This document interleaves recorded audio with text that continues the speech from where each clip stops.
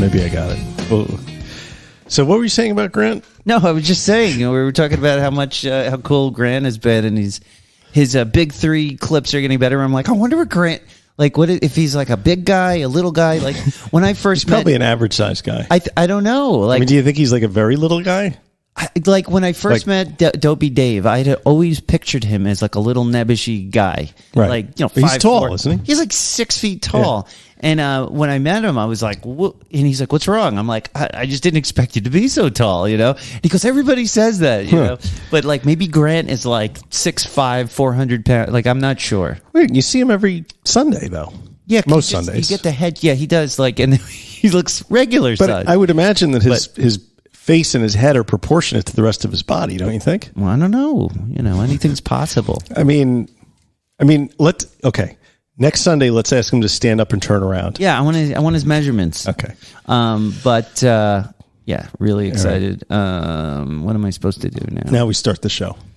Okay, you sure? Well, it's either that or we just sit here for a while. No, let's not do that. I'm resetting. Why are you making dead air? Okay. Do the thing. Here we go. You ready? Do the thing. And we're back. Welcome to Recovery in the Middle Ages, the podcast about two middle-aged suburban dads in their pursuit of life, love, and recovery. I'm Nat X. And I'm Mike R. Boy, do we have a show for you. Today on RMA, the boys return after a long and harrowing dark week with plenty of action and excitement to catch up on. And we discuss the tragic passing of author and recovery advocate David Poses's book, The Weight of Air. And did Pose's book pass away? No, I worded that very quickly, and you shouldn't be laughing about this. How dare you?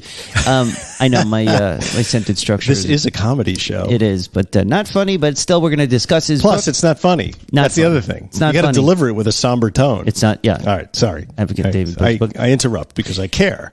And we examine how we treat depression after sobriety. Ha Not funny either. And what else? We've got another big episode of The Big Three with SLP with G Money Smooth, a.k.a. Grant Boykin, the editor-at-large of the RMA Newsroom. Mm-hmm. All this and more today on a very special edition of RMA. Hey. Hello. Hey. Wow. Hey. Little rusty. Great to see you. It has been a while. It's been 2 weeks. It's good to see you. Yes. Same here. Lots happened. I don't remember half of it, but I've written down the other half. But first, if you want to support your local neighborhood podcast, we are a listener-supported podcast. Is that like PBS? Yeah, I'm trying to make it sound like NPR. We're a listener-supported podcast. Not the Helena Rubinstein Foundation, right? So if you want to help us succeed and keep the lights on here, why don't you join our Patreon? What is a Patreon, you might ask? It is a members-only subscription service featuring private messages, chat, video meeting, some extras. You get pictures of Nat and I in various stages of undress.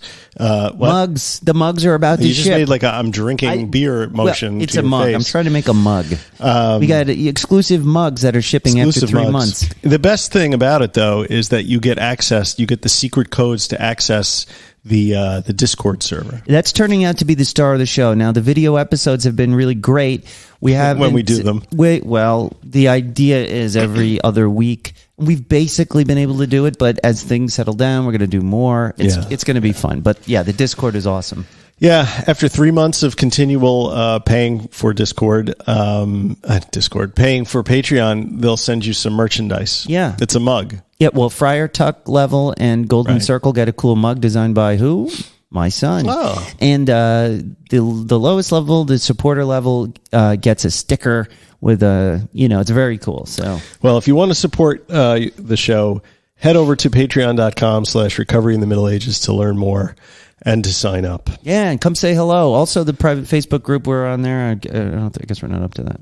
I'm sorry, I have a really bad cold. So go to patreon.com/recovery in the Middle Ages to learn more. And one more thing I wanted to say.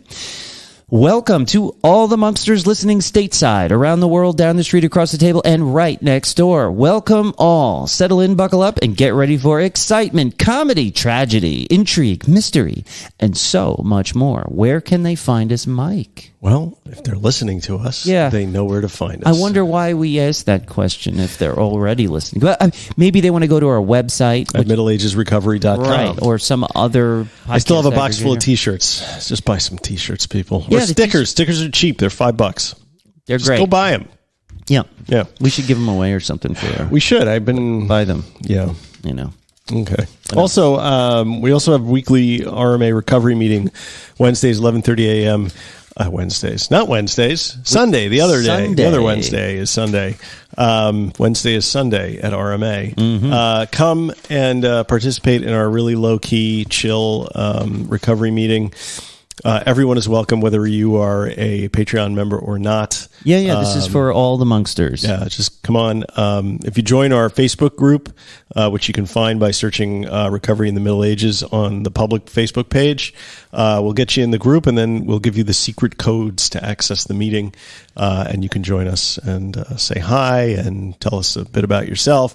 It's not like we don't hold hands because we're all on Zoom. We don't pray together, but we just do some light sharing. Usually, Grant or Aaron comes up with a topic. People share and expound on the topic and so on. And we have some regulars there, and then there's people that come like once and I never see them again.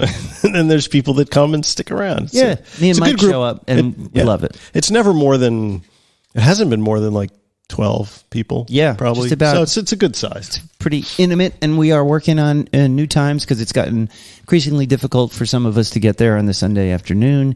But I got to have my RMA recovery meeting, so I'm angling for maybe like a Wednesday night. Yeah, we can try and find another day. We haven't gotten any reviews recently, have we? I didn't see one. We got ratings, like we're up to 111 ratings. Wow, that's pretty good. Yeah, it's amazing. But people writing reviews is we just that last one. So please write us a review if you can. Yeah, tell us your story. Tell us your story by logging on to middleagesrecovery.com. Scroll down and fill out a Your Story form, and you could hear your story read. Excuse me. I have a cold. I know. I'm very sick. Or you can call the RMA hotline at 516-888-6297. Leave us a message. Keep it from 3 to 5 minutes, because otherwise you get cut off and you have to get called back.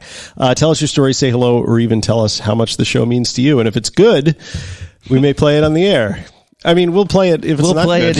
No matter what. We need content here, and we'd love to hear from you guys. Is that a place that we should go and check in with our buddy Rhina? Yeah, I was thinking that. We actually have a voice memo from one of our favorite Monksters, Rhina, or Ryan, who went to rehab, if you don't know the story. Ryan from rehab. He started listening to the show. He's on the younger end of the middle-aged spectrum. And he got inspired to get himself into a rehab, and we were like so happy with his progress. And I've been talking to him, and you should see him. Like his picture, he's got a haircut. Yeah, he's great. He looks all Florida tanned and rested. Yeah, and he sounds great. I mean, we had a couple messages from him, one before he got sober, and now some after, and so you can hear the difference. But most importantly, he's healthier than ever. And he sounds great. And so this is his latest update.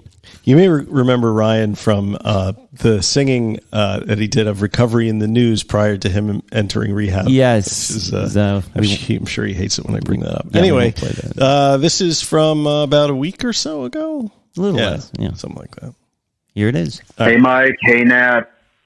Hello, RMA Nation. This is Ryan Johnson from Chicago. I called last week, but the quality of my voicemail was subpar, so I don't even really remember what I said. It probably wasn't very important anyway, so, I guess this is God's will for me to be calling in this week and leaving a new message or something like that, I guess. The end of my stay in Florida is quickly approaching. I have about 2 weeks left at this treatment facility, and it's weird. I feel like I've lived 10 lives here, but at the same time, it's gone extremely fast. It's kind of a weird dynamic. Time is strange and slow and fast at the same time in places like this. And And while everything isn't perfect, I'm certainly in a much better spot than I was when I got down here. And I have to remember that on my really fucked up, bad days that I have here. I have to remind myself of the hell that I had put myself through and the pain and misery I've been causing myself for so many years, and how truly torturous it was before I came here. And the bad days I have here are not really circumstantial. It doesn't necessarily have to do with what's going on here. It's more so just the roller coaster of emotions that I can't seem to have much control over, mood fluctuations, and things of that nature. And sure, the schedule here is very repetitive, so I'm sure that does play into it. As Mike had told me, actually, when we were talking on Facebook, he said something to me that really rang true, that familiarity breeds contempt, and I've been thinking about that a lot. And as time comes to an end here, and I'm starting to get really anxious, kind of just irritated, but at the same time, I do remain humble and grateful because I'm leaps and bounds better than I was. And I am going back home soon here and starting to work on my aftercare plans. You know, I'm going to have to go home and live with mom for a little bit because I have no money, but I am just happy that I even have that opportunity, because there's certain guys, you know, here who don't have anywhere to go after this with no money. So I'm fortunate that I'm in an actual position to be in a safe place at no cost. For, you know, I'm sure I'm going to have a short leash on me, and I really don't want to live with my fucking mother anyway. So Here. I will be working very hard to get out of that. But I've learned a lot here, man. I got a long way to go. And you know, I plan on brushing up my toolbox beyond just AA, because that's pretty much all it is here. And well, there's some use to that. I'm definitely looking forward to being able to explore more and just see what else is out there as I progress on this really, really. And that was Ryan. I have more. Oh, but I wanted to make a comment about him brushing up on his toolbox. Yes, which is always a good Don't thing brush to up do. too much; you'll go blind. Right, and I'm pleased to hear that my folksy Gen X aphorisms seem to be helping people. Yes, that's great. Of course. Anyway, let's finish this thing. Well, the thing cut him off. Right? Yeah, you get 3 minutes. But he called back. But he called back. Dude, sorry, I guess I got cut off. I guess I was a little long-winded there, but I don't remember really what the fuck I was saying. But, you know, I'm just, I'm stoked to get out of here. I'm stoked to see what life has to bring me. To be honest with you, man, I'm just kind of tired of being around sweaty, irritable dudes all day, me being one of them. So I'm looking forward to the other side of this. And, like, you know, I don't have much else to say. You guys have been tremendously helpful along this journey, and I appreciate you giving me the opportunity to call in. And, you know, like I said, like, there's a dude here who bought an RMA shirt. He told his sponsor about it. Now his sponsor wants an RMA shirt. Like, get the shirts to listen to the fucking podcast too. But anyways, exactly. Much love to you guys, to all the monsters out there, and y'all mother suckers have a good day. Yeah. Peace out. Much love. All right. Right. I love it. And I love hearing from that guy. Ryan, it's been so awesome getting to know you and walking you through a little bit. And, you know, I'm sorry I haven't been as attentive as I have been. I was talking to Ryan pretty much every day, you know, for a while. And I told him, things just got so nutty in my life. Like, it's to the point where I haven't even had a chance. Like, I don't even have the same time to, like, look at my Facebook messages when I used to just be sitting in the store. Know. But you said a mouthful there, and it takes me back to when I was in that position, thinking about, and the last time I talked to him, I said, you know, how's the aftercare planning go? Because if you've never been to rehab, one of the things they do is before they let you go, you come up with an aftercare plan. Try and make sure you have enough insurance to stick you in a halfway house. Something like that. But I mean, it's a good idea, and so I've been trying to talk to him. I'm gonna talk to him again and really be like, okay, what are we gonna do? What is the plan? Because nobody really did that with me, and when I didn't, you know, that's the most dangerous time is right after you get out. It is, and then we're going to talk about that a little bit later, because the subject of our interview tonight. The author, David Poses? Yes, I'm sorry. The guy whose name I just flew out of my head because I'm on like so many medications right now that I can barely think straight. Yes. About statistics about your chances of dying when you get out of rehab versus if you don't go to rehab at all versus, it's just some interesting stuff, but we'll hold that for the main discussion. So hang in there, Ryan. Keep it up. And I'm going to message you as soon as I get home and just catch up and let you know that you're going to be on we got your voicemail and you'll be hearing it. You'll be hearing it. You're going to listen to it. And we just really want you to do well and we're pulling for you. So thank you for that. We're pulling for you in your toolbox. Yes, pull your toolbox repeatedly. How old are we? Old enough to know better, young enough to pretend. How's that one? That's brilliant. And now, where are we? The Big Three with SLP. And it's Grant Boykins, soberliningsplaybook.com. This is our monthly segment where he goes over the news stories from the month in recovery. And it's called the Big Three because he looks at the big three. The top three recovery based stories. on his editorial Okay, here we go. Grant with the Big Three. Hey everyone, I'm Grant Boykin with Sober Linings Playbook, and this is the Big Three. The Big Three is the end of the month segment where Nat and Mike allow me to dig a little bit deeper on the three stories in the world of addiction and recovery, things that I've been tracking as I put together the weekly news clips. I look at the big headlines, but also at the interesting stories about innovations in treatment and diverse experiences with addiction and recovery. I try and pick what interests me, obviously, but hopefully it's interesting to you. And if you want more, go to soberliningsplaybook.com, where I post the written version with links to the stories and the resources I mention here. So I have a background in public policy, but mainly in healthcare and retirement security. It wasn't really until I started my own recovery journey that I became interested in addiction. So I'm glad that Mike and Nat have given me this space. So what three topics are on tap for this month? Got a story about fentanyl and another on nicotine and recovery. And I'm also going to talk about harm reduction in Portland, Oregon. So let's talk about fentanyl first. Everyone knows by now, it's in the headlines all the time. Fentanyl's bad, highly powerful opioid.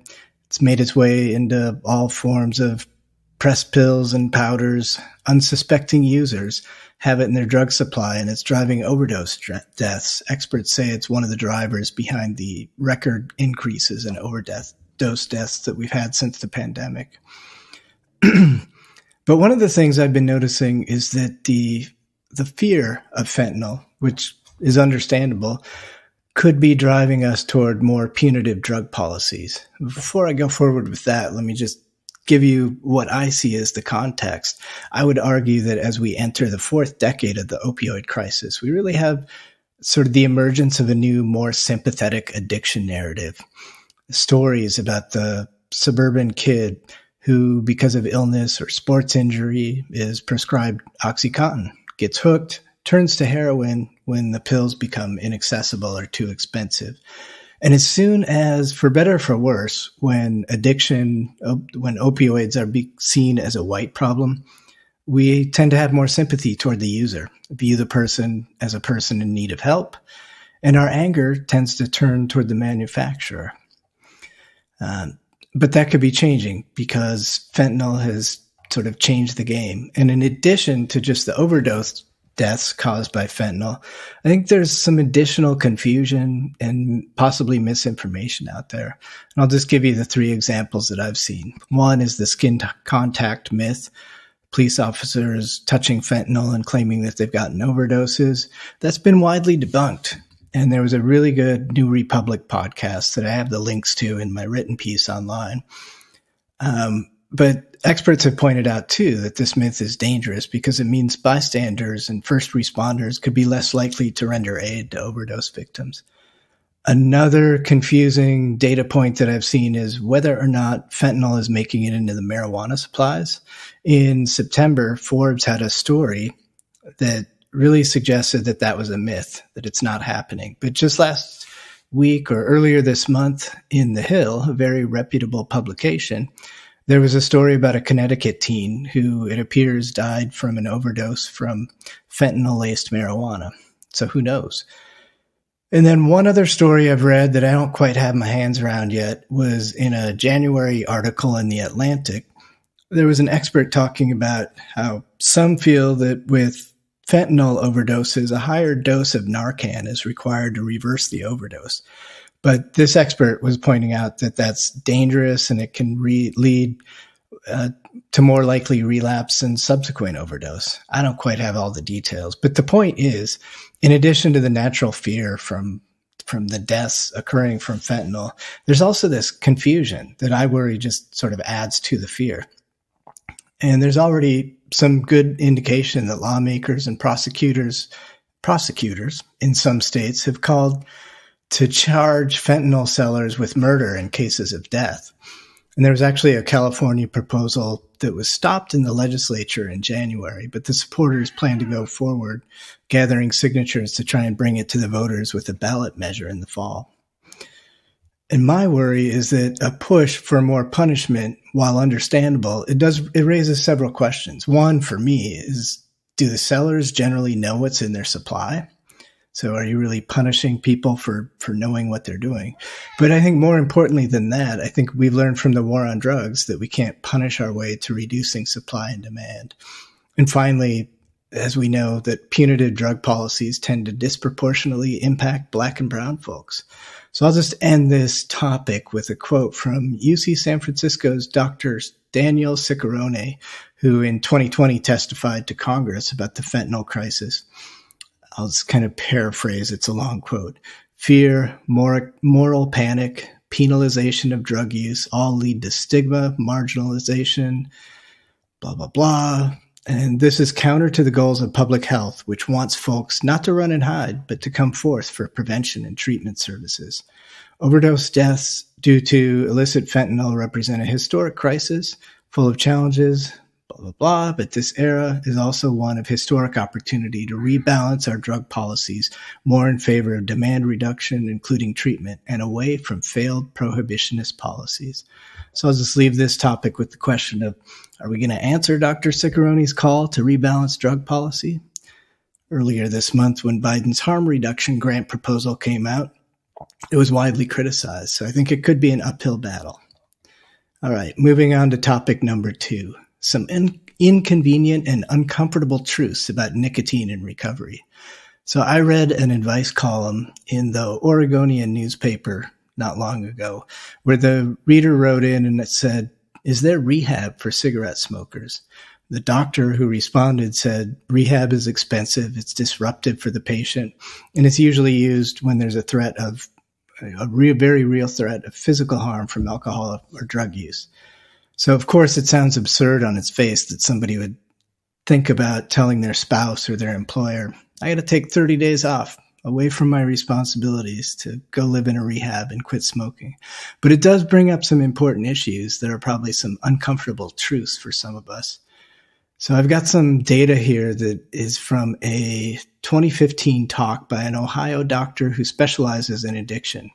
It's good stuff. I got the link in my online piece. But he says people with substance use disorders are much more likely to smoke or use nicotine in any form. 17% of U.S. adults are smokers or use nicotine. Somewhere north of 80% of people with substance use disorders or in recovery use. So just let that sink in. You got 17% of all adults, but it's somewhere higher than 80%, more than 4 times as many people with substance use disorders or in recovery. And here's something scary too. People with substance use disorders are more likely to die from a smoking-related illness than from the addiction that brought them to treatment or caused problems in their lives. So think about that. Those of us in recovery are 4 times as likely to smoke and more likely to die from smoking than from other addictions.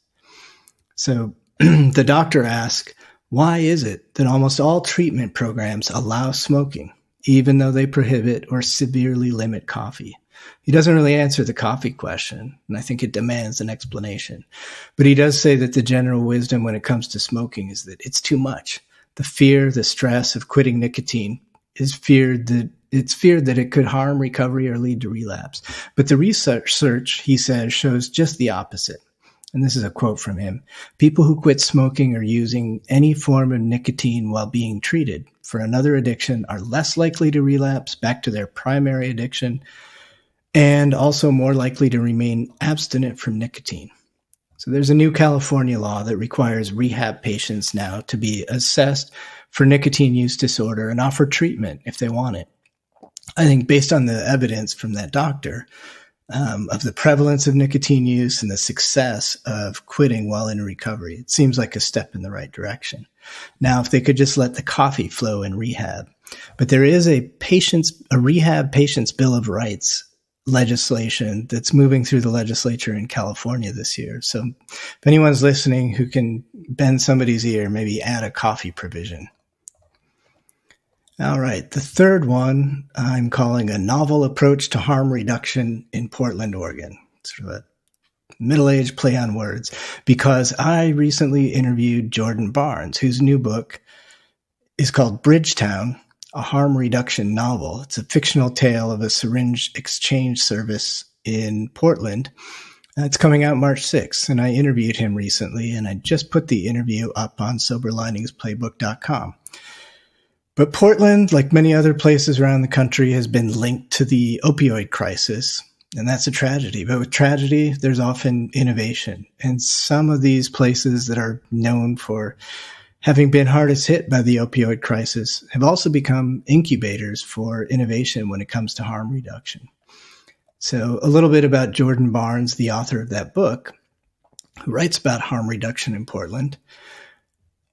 He grew up in Hawaii. He moved to Portland, Oregon to go to college. He ended up with an education in shooting heroin and coke. His first book, One Hit Away, is a memoir about his recovery journey that began with a detox in Portland. And he found that detox, he told me, by way of compassionate staff at a syringe exchange. And I think that's important because a lot of people would look at harm reduction programs and say that they enable people to keep using. But to the extent that somebody's going to use anyway, and it keeps them safe, and it puts them in touch with people who might funnel them to treatment services, I think that's a pretty strong case for them. So after detox, he made his way back to Hawaii, where he did a long stint in a residential rehab before writing his memoir. So his new book is fiction, but it's very much rooted in his experiences with harm reduction services. And of course, as we talked, we had to turn our attention a little bit to Oregon's Measure 10, which decriminalizes for possession of most drugs for use. And there's been a lot of concerns raised about it. Some of the concerns are about whether there's the support infrastructure that exists to help people who would otherwise be caught up in the criminal justice system. Jordan's a little bit optimistic. He did on-the-ground research for his book with staff at harm reduction service places, as well as with advocates behind Oregon's Measure 110. So if you want to read more to get a sense of his optimism, check out my interview at SoberLiningsPlaybook.com. Or better yet, look for Bridgetown, a harm reduction novel by Jordan Barnes, wherever you buy books. And that, my friends, is the Big Three. I'll be back next month. And until then, stay tuned to RMA and be well, Monksters. Yeah, thanks, Grant. That was awesome. Yeah, I love that. I'm so glad we got that going, and Grant's getting better. And yeah, and so look forward to another one at the end of this month. Yeah, that fentanyl's, man. We also have a Monksters Speak. What have they been up to? Let's take a peek. The segment we call Monksters Speak.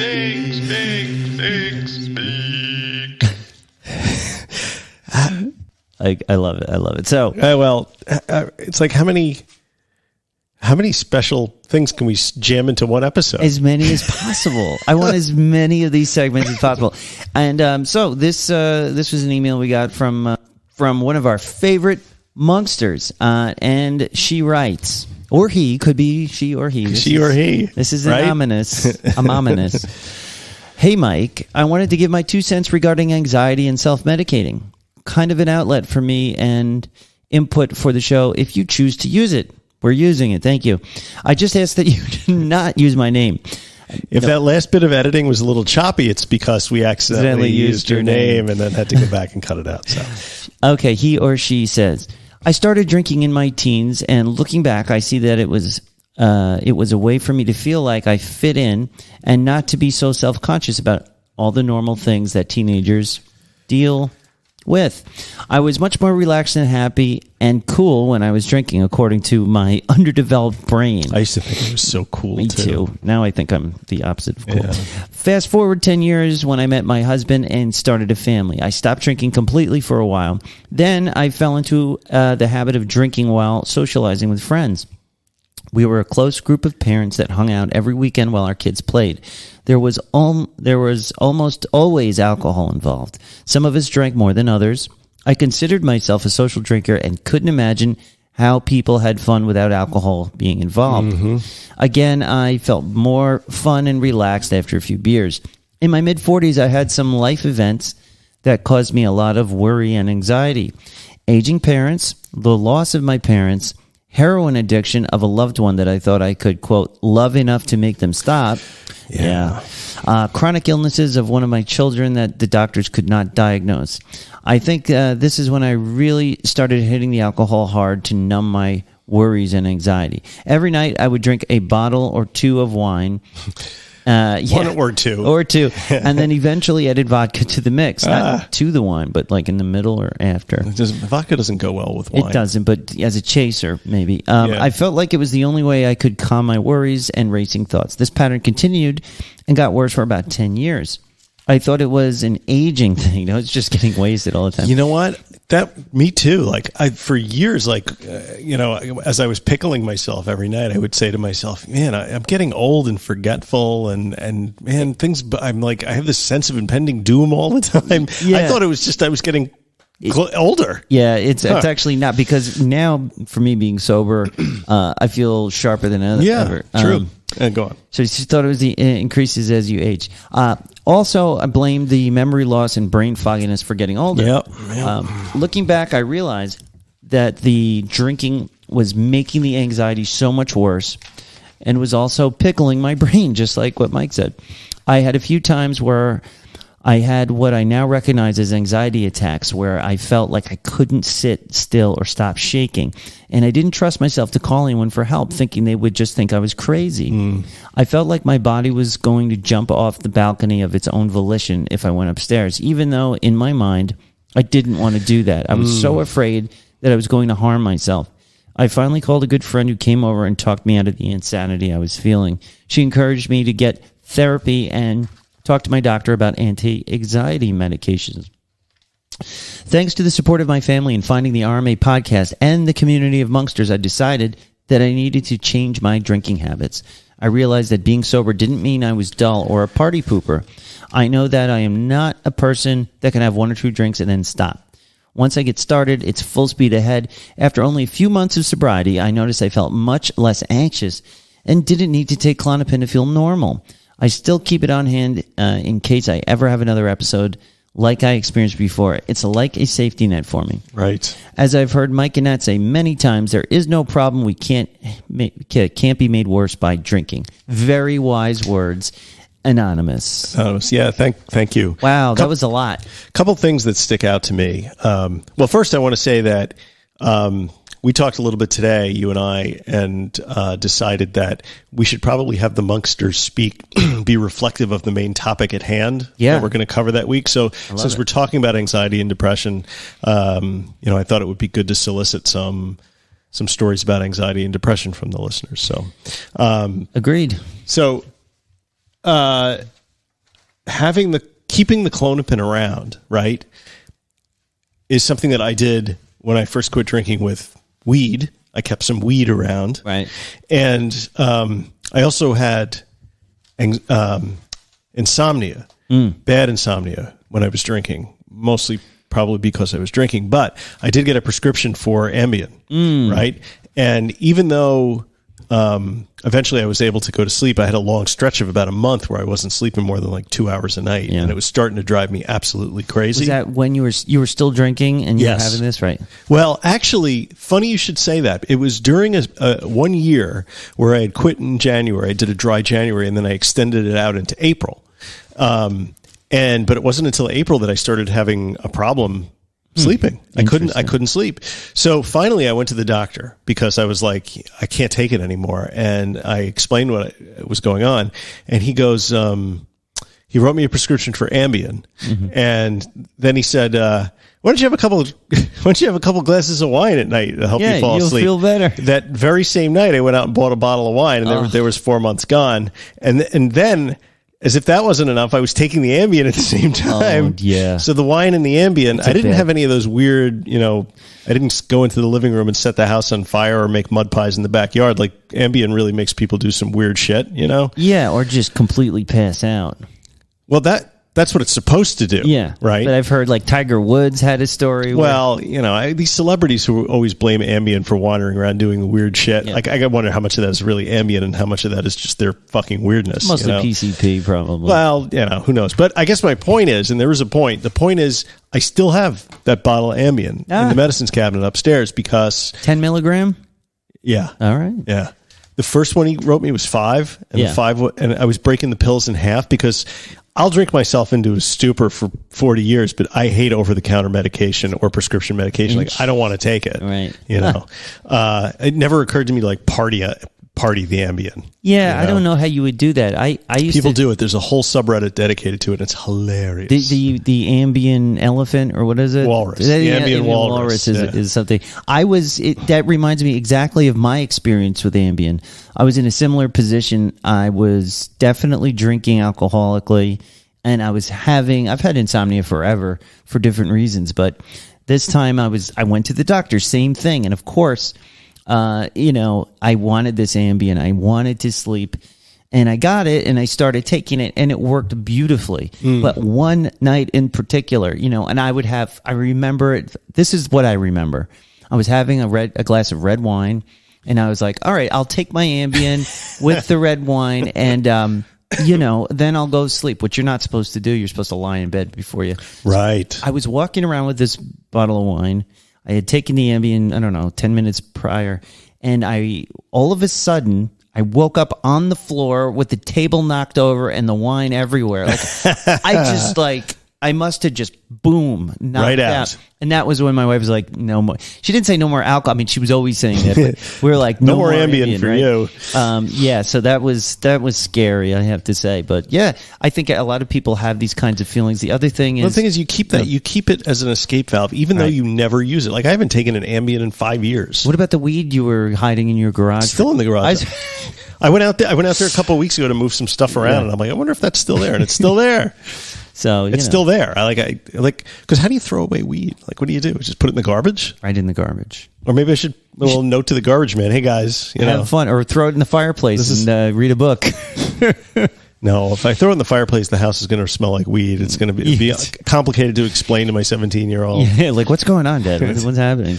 But a lot of great points in there. We're going to touch on some more of what you were talking about here, the self-harm things. I went through those same feelings. But your body wants out. It's hard to explain. Like, you don't. It's almost like you have this obvious reason why you're feeling this way, but you can't see it.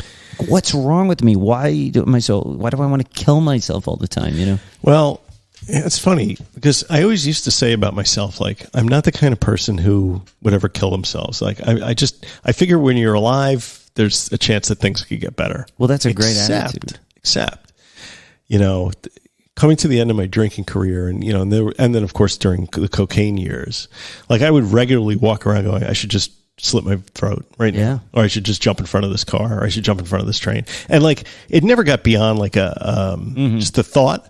Right. But now I think back and I'm like, most people probably don't do that. Right. Right? I don't go, so. I should just fucking kill myself, It was a way of life for so long. Yeah. I would wake up every morning dreading the day, wishing I was dead, going to bed every night, wanting to never wake up. That I didn't have. For me, it was very fleeting. But it worries me because you always hear these cases like guys driving down a country road, perfectly fine, no history of depression, and then he just turns his car into a brick wall. One day, well, I have those intrusive thoughts, and we've talked about this before. When I'm driving, I just see myself turning into oncoming traffic. That's what I'm talking about. It's a PTSD thing, I've been told, but I hate it. I had terrible PTSD after the Bronx. So we got another one. I didn't see it. Oh, yeah, I forgot to put that on. That's all right. I can read it. This is from Liz. Monkster, speak. Should I do that again? No. We did it once. To say it. I like to do that.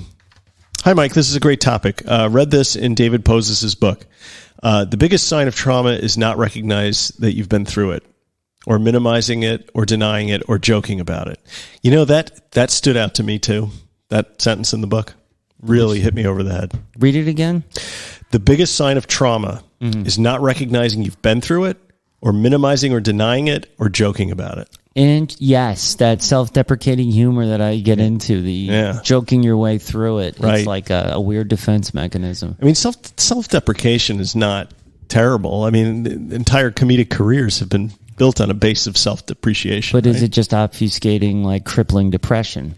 Sometimes, but maybe making light of trauma or passing it off as a joke is a defense mechanism, so you don't have to deal with it. So you don't have to go any deeper with it. I'm guilty of that for sure. Yeah, I think I am too. Yeah. So anyway, Liz carries on. I tend to minimize my father's suicide, saying it was so long ago. I feel like it happened to someone else. I was 23. That is very young. Wow. Unbeknownst to me, my mother was diagnosed with leukemia. My father, who'd been manic depressive but rejected medication, had just retired and took his life. Mom passed away 6 weeks later.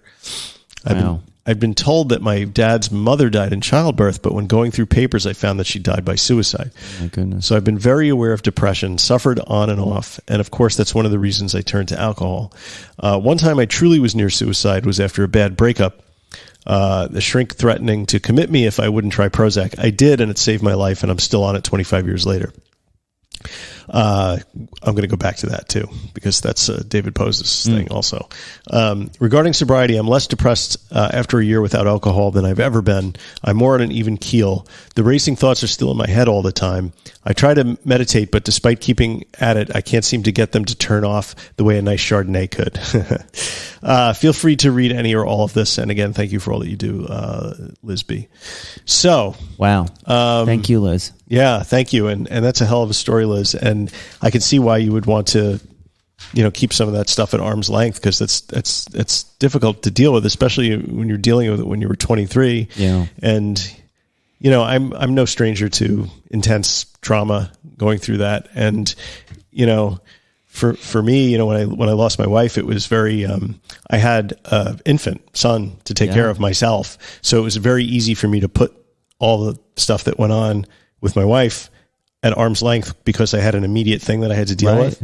But you can kick that can down the road, but the can is going to still be there. Yeah, eventually you have to stop kicking it and you have to start dealing with it. How did you eventually, if you don't mind me asking, did you ever work it out with a therapist or I didn't work it out with a therapist, but I did do a lot of meditating. I did talk to a lot of people, a lot of friends. And you addressed it though in some way, directly. I mean, in some sense, it's a constant addressing, right? Because it's part of your life story. So you're always addressing it in some sense, every time I see my son, in some sense I address it, Sure.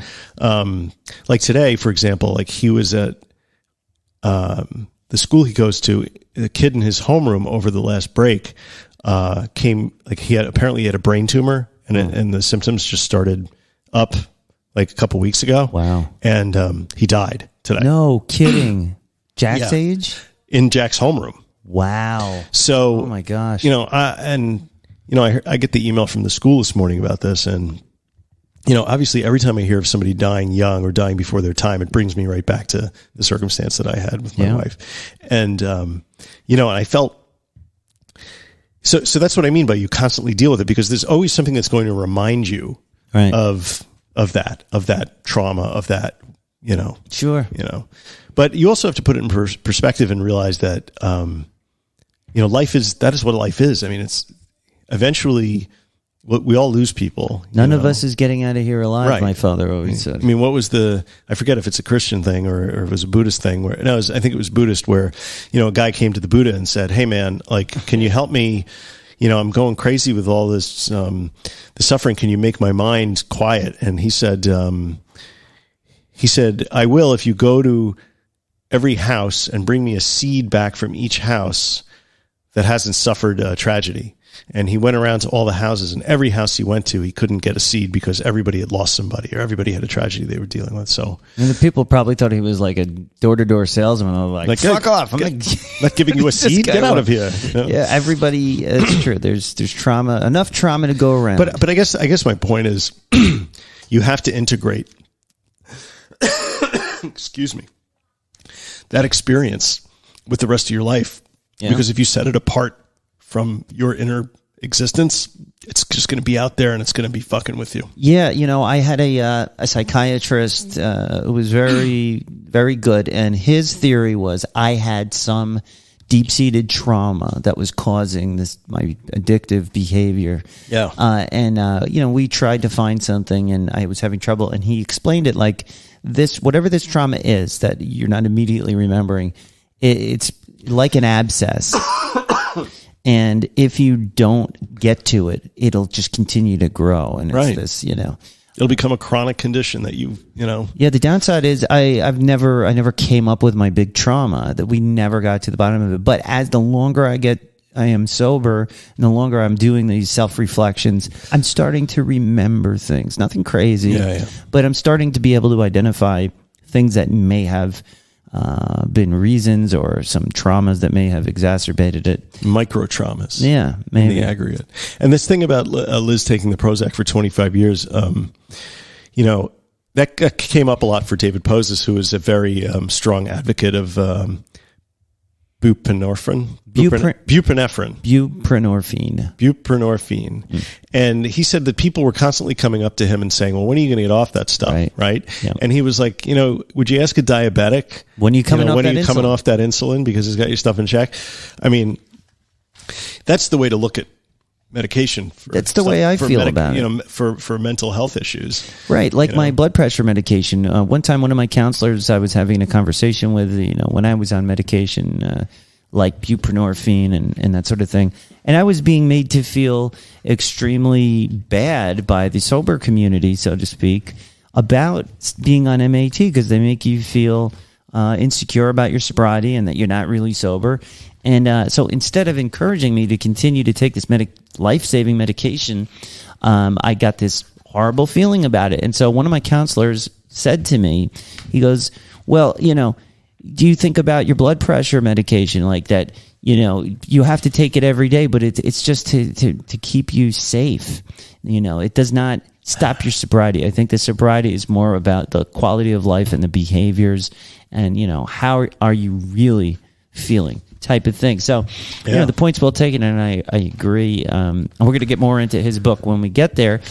But first, we've got a life update to do, and we've got so much because so much has gone on. It's been a very intense 2 weeks. It has. We took a dark week last week, and thank you guys for being patient with us.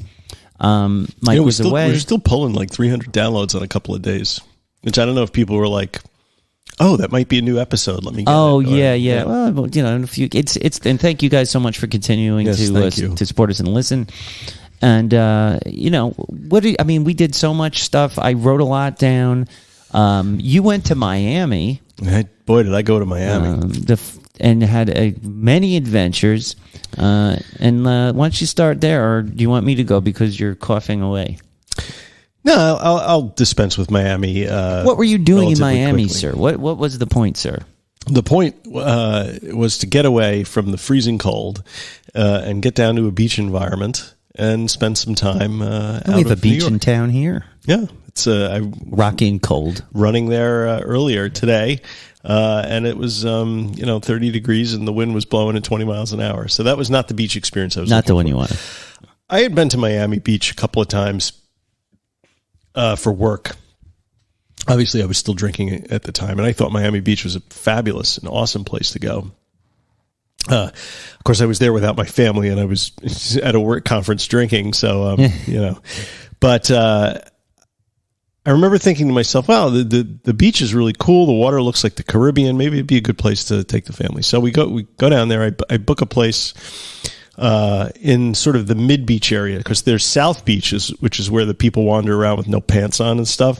Yeah. And then there's, the more moderate area where we were, where it's more families and stuff. Families in thongs. I mean, your wife was regaling me of stories of naked women walking around, traumatizing your children. I think she saw more naked women than I did. Yeah. And believe me, I was looking, and I didn't see a lot. Where are these naked women? But one thing so there were not a ton of naked women. You know what there was a ton of? Naked men. Also South Beach. You have to go down there for that. No, booze was everywhere, everywhere. And the first night we were there, I was getting a little itchy, and so we went out to this Cuban restaurant called Havana 57, which I guess the revolution was 57, maybe. Oh. I don't know. It was down in this sort of commercial strip. And I asked the guy, I said, do you have any non-alcoholic beer? And he looked offended, and he looked at me and he's like, sir, this is not a health food restaurant. I'm like, a health food restaurant? So I didn't find any. Every place I went to, nobody had it. Except at the last day, Aaron and I went out to a vegan restaurant. Of course, in South Beach. A health food. And they didn't have any beer, but they had a very nice kombucha that I had. But so it was very strange just to see, even more than Mexico. Like, I've been to the all-inclusives in Mexico. I've seen that sort of behavior. It's a little different when it's like, just a 2.5 hour flight away, and every single person is drinking. And the idea that you wouldn't be is considered insanity. It's part of the culture. Right? So I enjoyed getting up, at 6 a.m. and going running, along the beach and stuff. And there's a fair number of people that do that. I can't say that everybody in Miami was drunk the entire time we were there.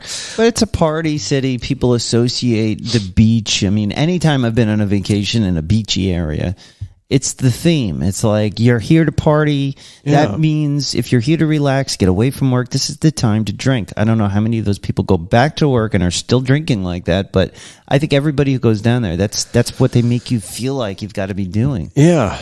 I just know that it was ridiculously expensive, and had I been drinking, it would have been, a third again more, if I had to spend money on all the alcohol and stuff. But the problem, of course, is then, you have to find stuff to do that's not sitting around drinking.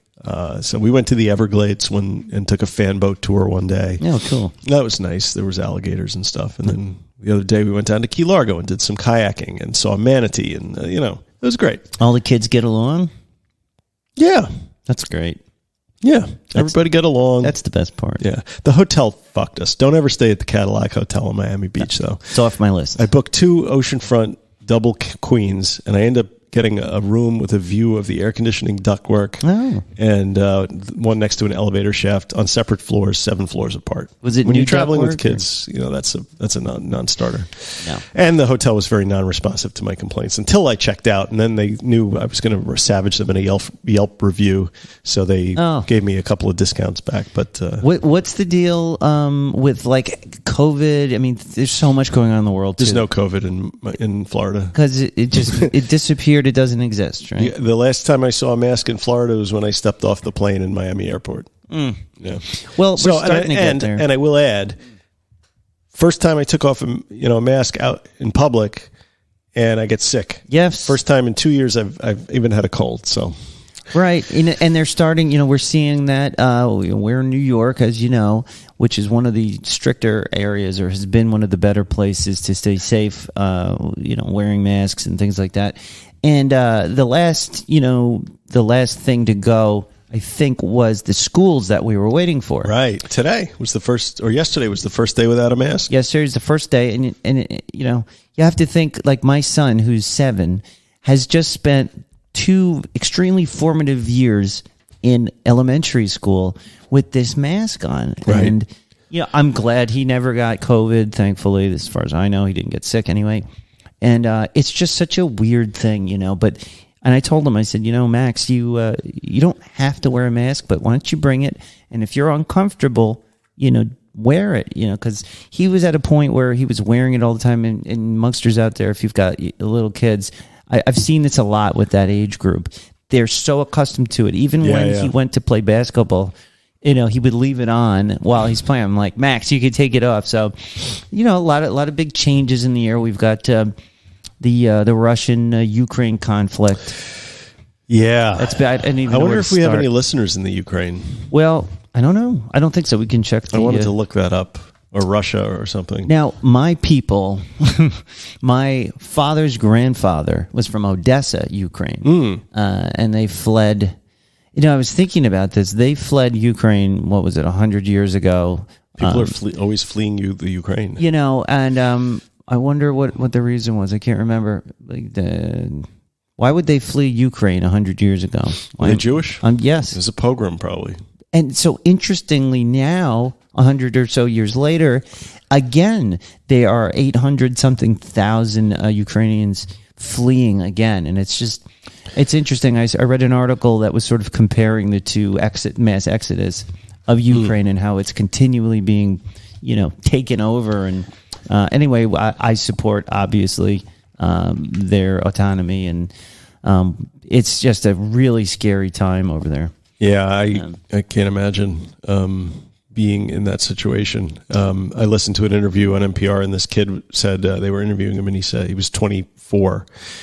So he's one of the kids that was not allowed to leave the country, because anybody between the age of 18 and 60 basically has to remain, pick up a rifle, and fight the Russians. And he said, the reporter asked him, like, how are you doing? And he said, what a bizarre question. He's like, last week, the only decision I had to make was what game I was going to download for my PS4. Ugh. And this week I'm trying to decide where to go sign up to fight the Russian army to the death.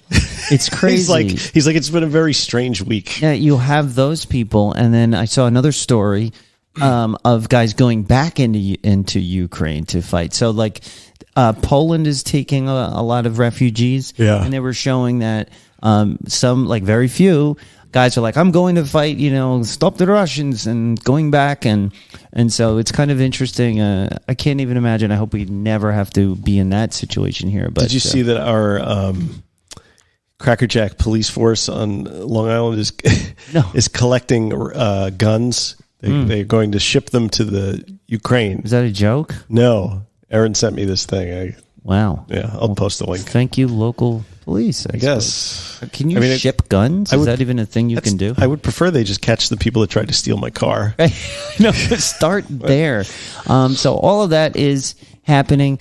As many of you know, I've got this new job that keeps evolving and sucking up my time, but it's very exciting. And interestingly, I found out that Mike was actually in the same industry. Yeah. Which is, it's hard to explain if you don't know it. It's the independent medical examination industry, IMEs. I won't bore you with the details, but I'm now the director of operations, which means I am the boss. Are you the COO? I don't have a C thing. Okay. It's just director of operations. I've been there a month. DOO. Something like that. Okay. I just want to give you acronym. DOO, I'll take it, okay. But we have 6 offices. We got a main office where I go in and I'm hiring people and clearing out, people who were not doing what they were supposed to. How does that make you feel when you have to let people go? It feels terrible. Because you're a nice guy. It's very hard for me, especially when it's people that I didn't really see work and I don't know. But what I do know is once I got in there to analyze, where's our money going? Who's doing what work? There's a lot of moving parts, and some people just were not down to kind of follow me and where I was taking them. They were still on, the nobody was watching the store, and they were doing whatever they want. And I said, listen, I'm hired to make this thing work again. And are you coming along with me, or we're just gonna shake hands and say have a nice day? And I don't know, several of them moved on.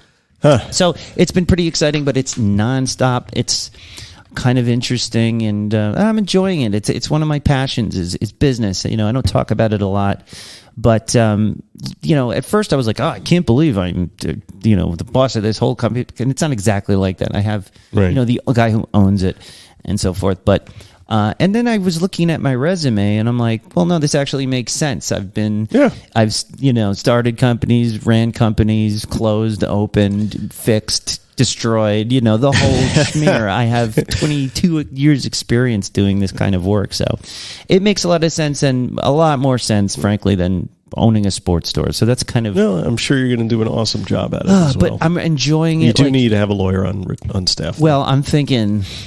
Yeah? Mr. Mike. I'm not cheap. Once we get there...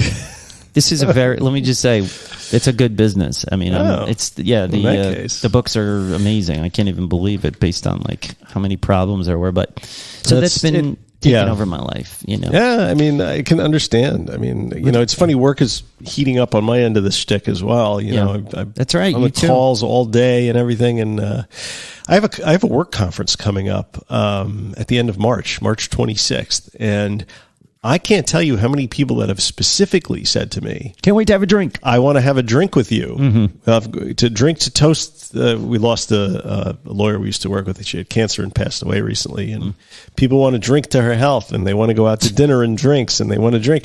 And I'm like, fuck, man, this is going to be a little more... I wouldn't say complicated. It's just, I really didn't expect that there was all this pent up alcoholism. Oh my gosh. That was going to just burst forth, because this is the first conference that any of these folks have been to since COVID. Wow. Right. So there's a lot of pent up socializing that's about to happen. It's funny. A person that I hired today, actually, we have an office up in Newburgh in New York, yes. And we need someone to be like a receptionist for our doctors there. And I was on the phone with this person, and I saw on her resume she was a bartender. And the next date we need her there, the first one would be St. Patty's Day. And so and it's funny because it was coming from me, but I just sort of said, oh, it's St. Patty's Day, but please, don't get wasted and come in. You're joking around. And then she goes, oh, I don't drink. Oh. And I'm like... I said, I haven't had a drink in 4.5 years or whatever it is. And it was, we didn't go ahead and get into a recovery discussion, but it was just kind of interesting. Do you think she was a member of the club? Or a friend of Bill's? I hate that expression. From now on, guys, instead of a friend of Bill's, you say a friend of Nat's. Right. Or a friend of Mike's. Or a friend of Mike's, but probably more likely a friend of Nat's. So that was kind of cool. And I'm in a place where the owner of my company knows that I don't drink, and I feel confident. But you have a different situation. Lawyers are notoriously everybody drunks. drinks. Well, I mean, right. I mean, everybody's notoriously drunk in every industry, I think. But and a lot of these aren't even lawyers. They're like gas company and electric company people. But and they're even drunker. Sometimes they are. I've had a couple of conferences where a guy staggered out of his hotel room without his pants on and went up to the bar and demanded more drinks after the bar was closed. That was a good year. Didn't see him next year. No. But that kind of shit happens, so I'm going to have to be on my guard, and I'm glad I'm sort of preparing myself for it now. Yeah, we'll get you through it. There was also the State of the Onion from our dear leader. And actually, or as Putin calls him, Alzheimer Joe. Hey, does he say that? I think great. He said that. But there was one particular clip I wanted to play for everybody, just because his son Hunter wrote the memoir about recovering from his addictions, and so this is definitely on our president's mind. We tried to get Hunter on the podcast, but we weren't able to contact his publicist. But we can still try and do that. Yeah, maybe we should reach out to Dresner and Schrank. Didn't they have him on? They did. Maybe she could pass on the publicist. Yeah, I talked to her a little bit about that. I don't think that's going to happen, but someday. Anywho, so this was a clip from the State of the Onion. If you're suffering from addiction, you should know you're not alone. I believe in recovery, and I celebrate the 23 million Americans in recovery. So that was it. I just thought it was cool to hear. Well, it's nice of the president to say that. Yeah, and he's giving out free crack pipes to everybody. Yes, isn't that lovely? Yeah. Our previous president, to be fair, also kind of made some public statements about the opioid crisis, and I was very happy that he did that. I'm happy that this president too. is doing something about it, or at least talking about it. Because is he doing something about it, or is he just talking about it? I don't know. There is, sure. all kidding about the crack pipes aside, I probably should know more about this than I do about the whatever that money is being allocated for. Yeah, let's look into that. We can do a whole expose on it. So. Well, hopefully it's some harm reduction stuff and not just, because a lot of times they count the money that they're putting into law enforcement as recovery, as like money for earmarked for the drug thing, and more cops is not really the answer. It's not, but I was getting text from my brother who's a right winger, all night with his his commentary on it, and so we have fun. Though. I can't even watch those things anymore. I don't care who's giving them; they're just so. Yeah, and then we shouldn't talk politics anyway. Yeah, no. But one other thing I did want to mention was So somehow my son Noah and I were discussing non-alcoholic beer. I can't remember why. I think we were at a restaurant or something. We took this trip. I went on this trip. In any case, I said, Noah, beer tastes like crap, but there is one beer that if it was a 0.0, I would drink it. And I know that it was Guinness.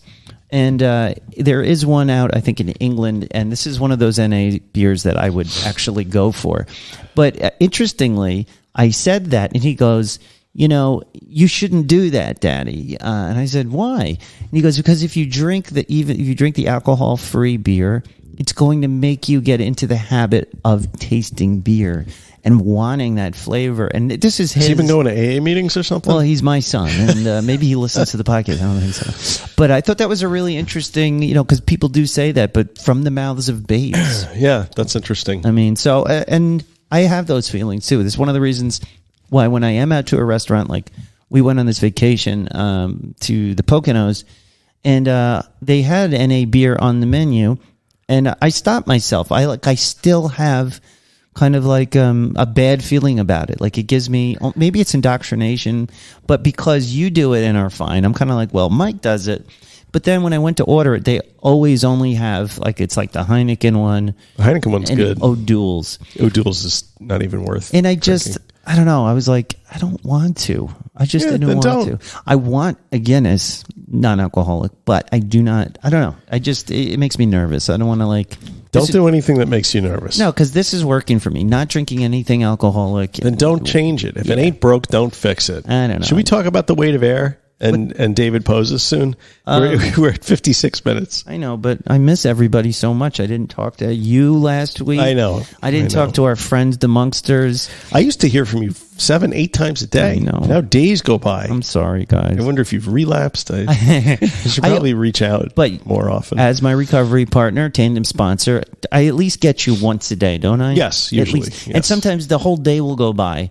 And also on the Discord, yes, that's true. All we of see our each other on the Monksters, Discord. Yes. Right. I mean, it's not the same, but all the Monksters on the Inner Sanctum every morning or good morning. I want to talk about the board game cafe. All right. We can move on.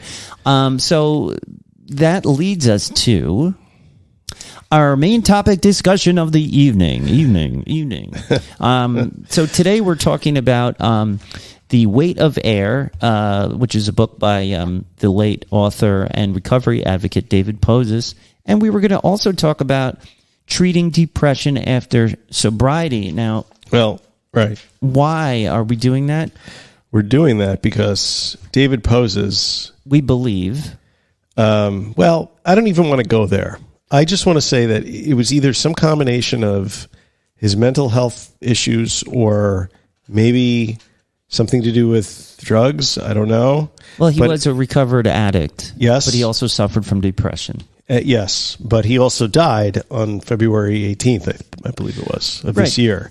And by all accounts, he was in a pretty stable place in his life and everything. And so this came as quite a shock to all of his friends and his loved ones and everyone else. And we're not close to the family, but regardless of which way it happened, it brought the topic to mind because I suffer from depression, not like I used to, but and I always, once I was told, hey, you have co-occurring mental health issues with addiction, they call it co-occurring. And that Dual diagnosis. And that I felt empowered once they told me that. Once I finally had a doctor say, you have bipolar depression and you have addiction. But the question becomes, once you do get sober, which can happen, you can get sober. It does happen. So how do you go on and treat your depression afterwards? You can't just get clean and then expect, you might not get happy, because that's how you were treating your depression, and so the question becomes like, what do you do after you get sober to treat your depression? Well, the thing with Pose is that it was really interesting, and what sets his memoir apart a little bit from other recovery memoirs is, he recognized that he was depressed before he ever put a drug into his body, right? He never saw joy in anything. And, he, even as a kid, and he tells the story of when the police come to your school and tell you this drug does this, this drug does that, don't do that. Look, this is what a bong looks like. You plug up this hole here when you're sucking from that. Like, they get very specific. I remember. Yeah. Anyway, he said that he asked the officer what heroin did, and the officer said, well, heroin makes you not feel anything at all. And he was like, where can I get some of that heroin? And he was like 11 or something at the time. Yeah. Yep. Same age as my kid. Yeah. And that really stood out to me. I mean, so he always had the mental illness, and he got into the heroin, specifically opiates, really into opiates, because that was the only drug that really seemed to ameliorate his depression. Mm-hmm. He said he got drunk when he was 15 on alcohol once, and he didn't get drunk after that ever. Yet he bounced around from the time he was 13 to the time he was like almost 40, jumping from one relapse to the next, keeping all that a secret from his family.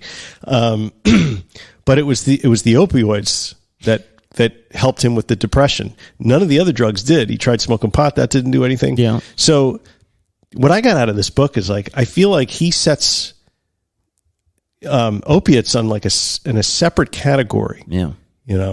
Because first of all, what opiates do to your brain in terms of like multiplying the receptors, so that when you quit and you cannot you can't stay quit because you have multiple opioid receptors that are screaming out for this drug.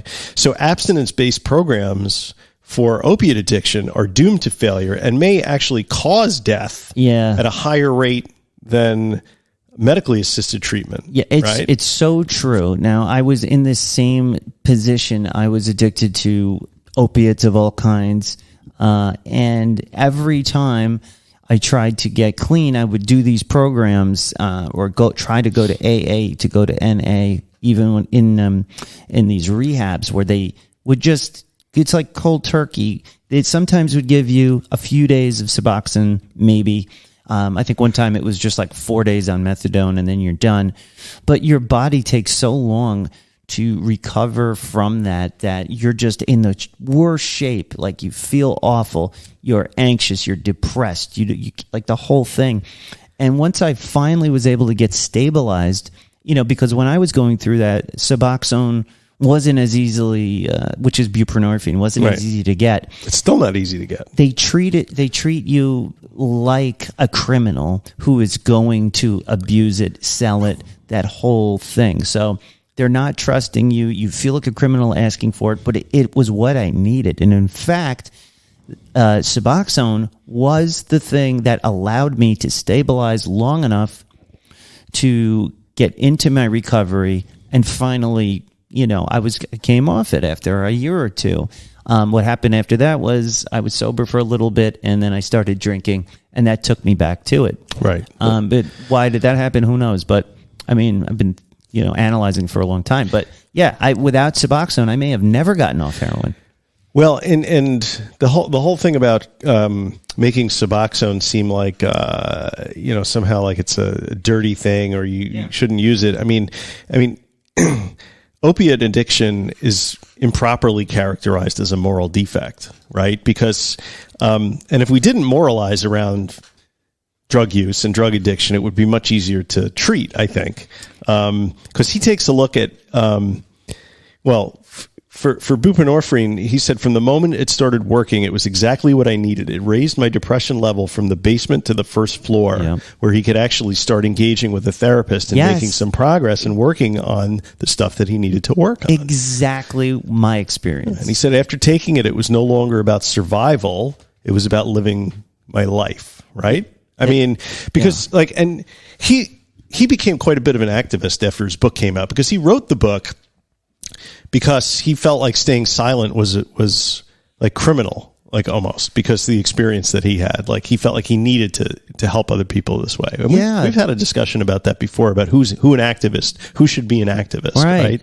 But so he's been doing a lot of research, and I listened to a podcast interview that he was on about a year ago, although I listened to it a couple of days ago, and he basically said that abstinence programs for opioids are inversely successful, meaning they're not successful at all, and they're actually harmful because of the way opioids change your brain. Because of the way it changes your brain, abstaining from opioids is intensely difficult, and there's really no reason to do it. Sobriety gets easier with time if you're drinking alcohol, but not with opioids. It's always like it's always like, you're always white knuckling it on opioids if you don't have some assistance. Yeah, I mean, I agree with that, except to say that he makes it that statement makes it sound like you can never come off of Suboxone, and that's not the case. Well, now, it is uncomfortable to come off, but I did, and he didn't, and he never saw a reason to. Right, and maybe there isn't one. There's nothing to say that shows it's detrimental to stay on a low dose of Suboxone if it helps you live, just like the insulin. I mean, I came off of it because for a number of reasons. Maybe they weren't good reasons. Maybe I could have stayed on it. But, I ultimately came off and stabilized, but it took a lot of time. Right, but then you also went to therapy and stuff like that, right? Because I went to everything. We shouldn't confuse the Suboxone for treatment for depression, because that's not what it's for. Right. It stabilizes an opiate addict so that they can get treatment. Right. So he's very against abstinence-based programs for opioid addiction. I don't think he really has much to say about them for alcoholism or for other drugs, but it should be the same for. I mean, every substance is different, but I think his logic follows through, though. You have naltrexone for alcohol, right? There's no reason not to continue to take something that keeps you alive, happy, healthy, and recovering. He cited this crazy study, a Journal of the American Medical Institution study that showed that if your child is addicted to opioids, if teenagers say, and you put them on buprenorphine, there's a 79% reduction in overdose-related relapse death. However, if you send them to an abstinence-based program and they relapse, there's a 69% chance they'll be dead within 3 days of leaving the program. Jesus. And if you do nothing, no rehab, just give them Narcan and tell them to be careful, there's a lower risk of them dying than if you had sent them to rehab in the first place. Yeah. And how many? What does that say about the rehab situation in America? Yeah, this attitude that if you're on this Suboxone or methadone, that this is a bad thing and you're somehow not succeeding. And that was the feeling I was getting. I really came up, and you know what you said earlier that David thought it was incumbent upon him to speak about it. I felt that same way about it, and especially about treating depression, because I got a lot out of medication to help me through to the next level. And I saw so much resistance to it in my AA programs, even at my outpatient programs, which are not supposed to be 12-step based. Mm-hmm. And but I knew in my heart that it was working. I knew in my heart that I was progressing and feeling better. And I thought, one day I am going to shout it from the mountaintops, that this stuff can work for you, and it is not. Well, look what you're doing right now. Right. This is it. I'm doing what I always wanted to do, really. I mean, I guess the final point with medication is he says his therapist told him you should think of medication like buprenorphine like glasses. If you're not ashamed to wear glasses, don't beat yourself up for needing medication to be at your best. or to help you achieve your best. Yeah, and I'm a proponent of medication assisted treatment. Now, the other part in this book, and I've actually listened to the book 3 times. Wow. Well, that's what I do because, when I'm not actually reading it, I need to listen and listen again. Mm-hmm. And I enjoy it every time I listen to it. But one of the things I love about this book is the same reason I like other recovery memoirs that take place at Hazelden.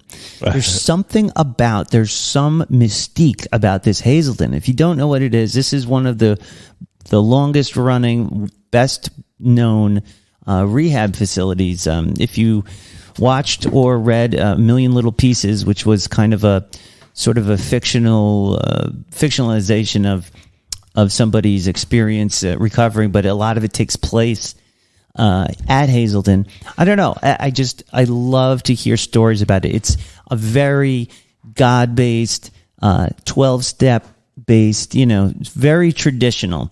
And so he details his experiences there, mostly to illustrate kind of how backward he felt it was. He calls it the Hazelden brainwash. Yeah, and there was one quote I heard this morning when I was re-listening to it that it just really sums it up.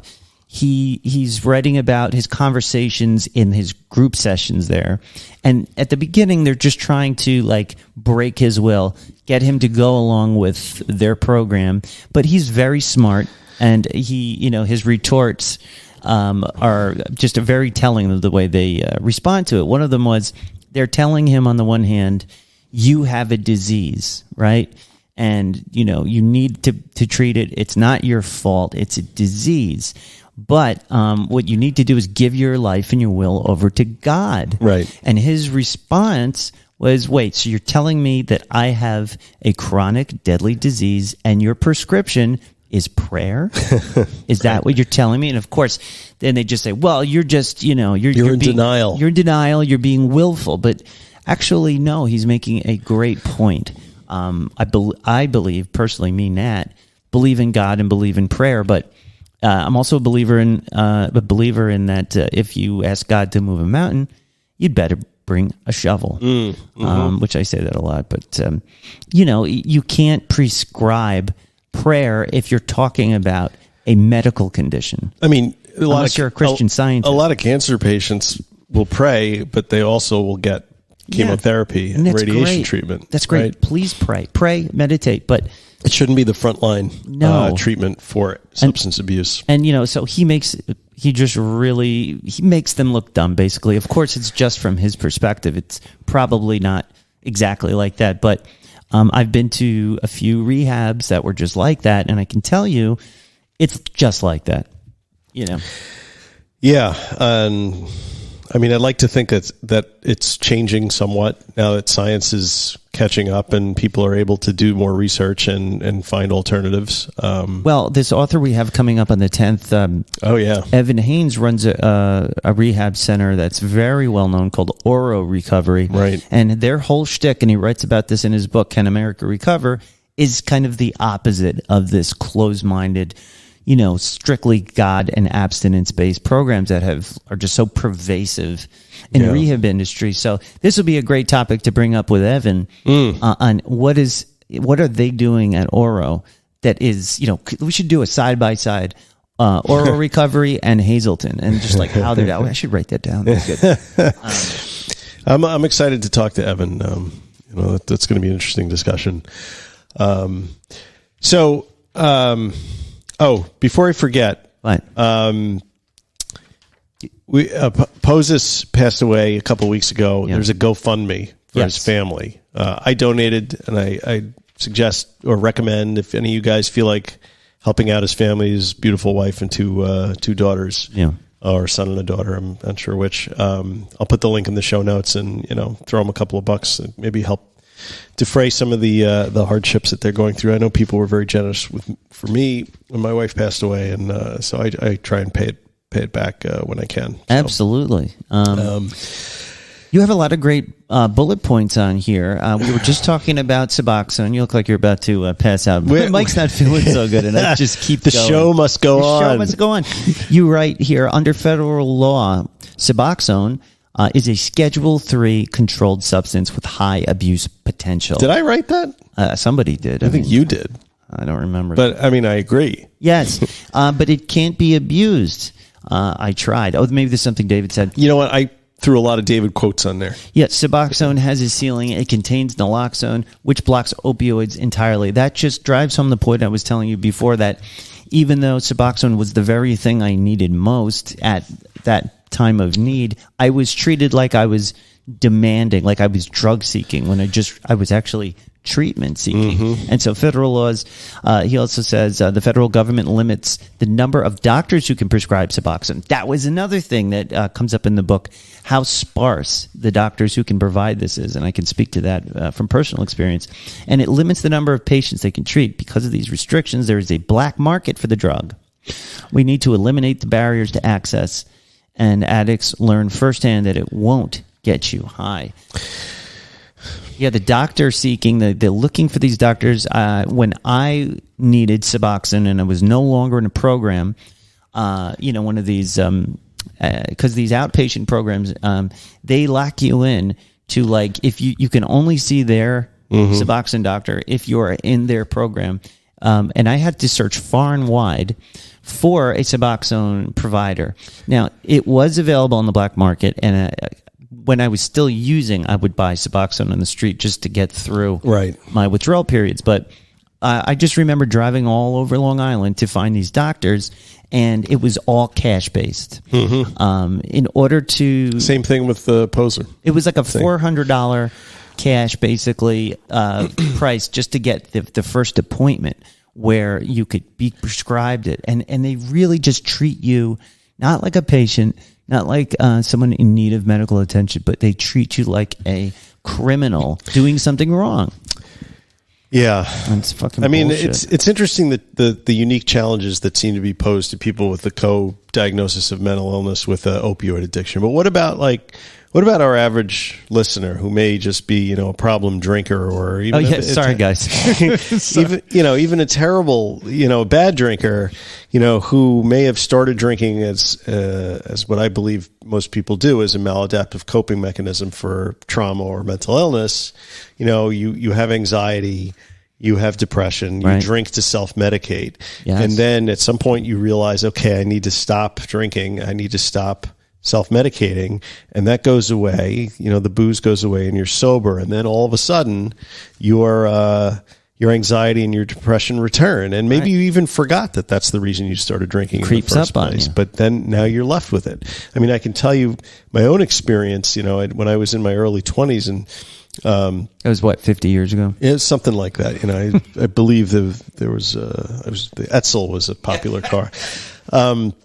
I was, I had this winter of anxiety, and I had, this was, a lot of stuff came together all at once. It was like after I had stopped smoking crack, I had maybe a year of sobriety, and then I went back out, and all of a sudden I was convinced that I had a terrible heart condition and that I was about to drop dead.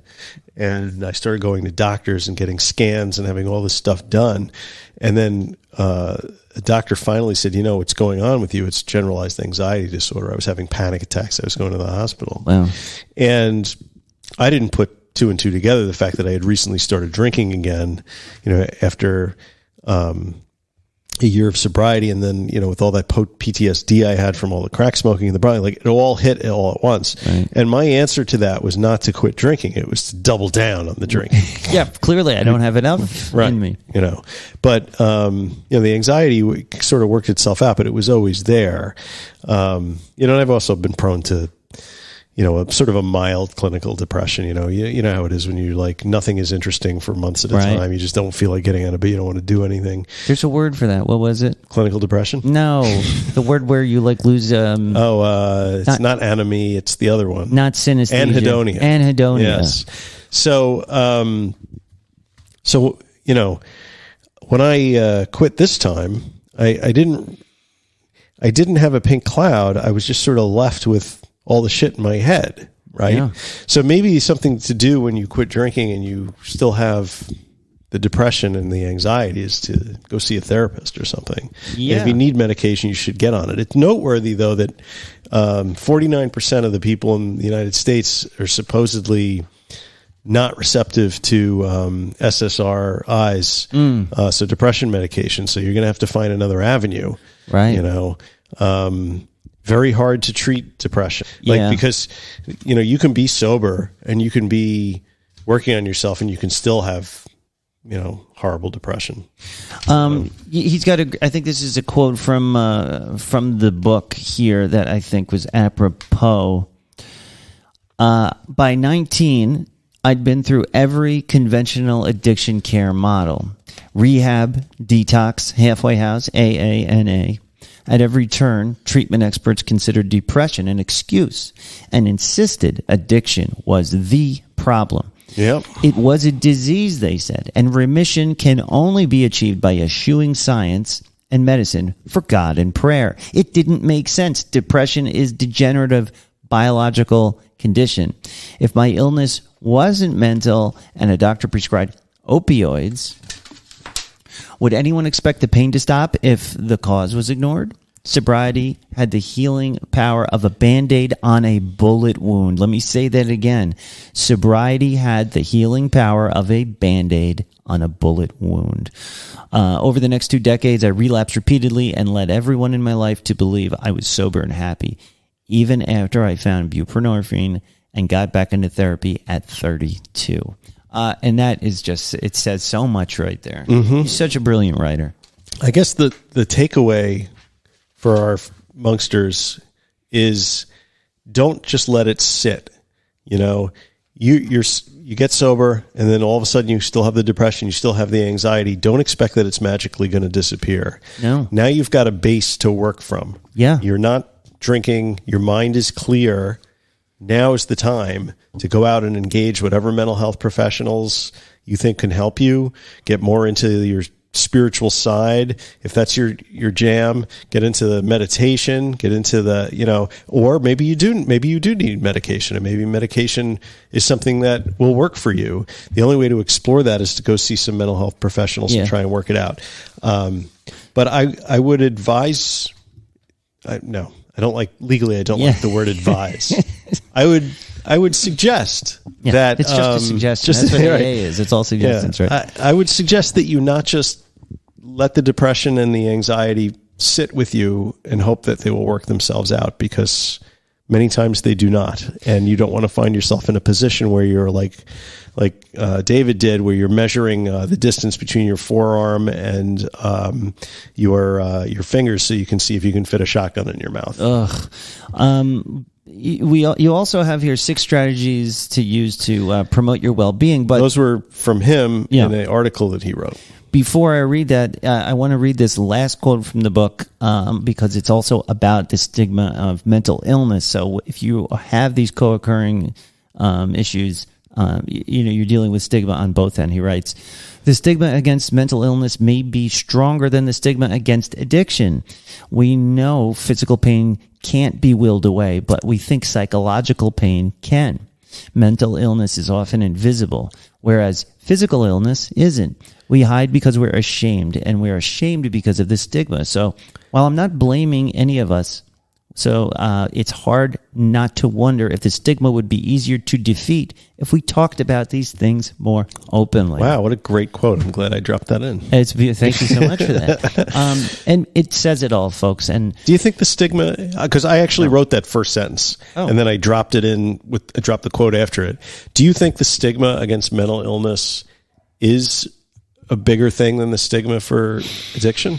I wonder. Well, I'll tell you my experience with mental illness diagnoses and the way I felt. Now, when I first got into recovery the first time, it was also the first time I had a doctor diagnose me as having bipolar depression. And the first time I heard that, it shocked me right to the soul. I remember I was like, oh my goodness, I am bipolar?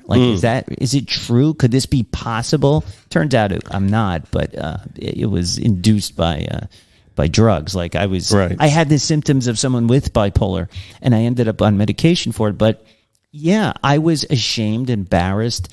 to just know it was, and that was all in my head. But I think it's because there is this stigma of like, it's like a scarlet letter, like, that guy's crazy.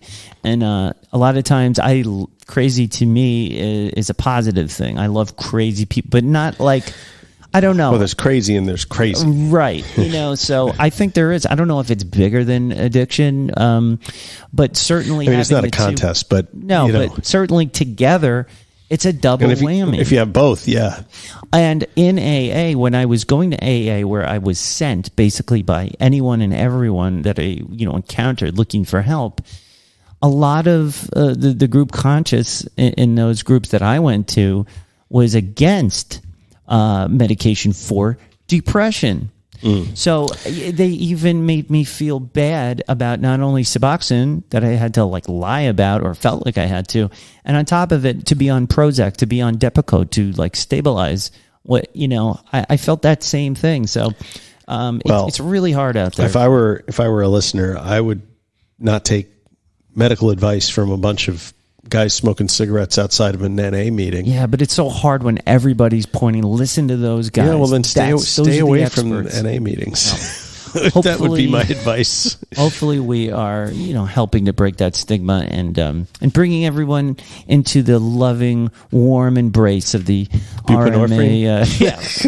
Buprenorphine. Well, what did he call it? He said it was like a warm blanket on your opioid receptors. It really is. I remember the first time I got the Suboxone. I had been 3 or 4 days since my last dose of opioids, and it was this feeling like your skin was like painful. It was like your skin's painful. You feel terrible, and then when you first put it under your tongue because it's like sublingual, you feel just like he says, a warm blanket, and it's just it's not high. It's you feel I feel better, and then you're in a state where you can attack your recovery, where you can go for it and you can work on it. And that's exactly what I did. And I hope more people hear this and consider it at least, if you meet somebody in your AA group or wherever you are and they tell you, be a safe place for other people who are going through this.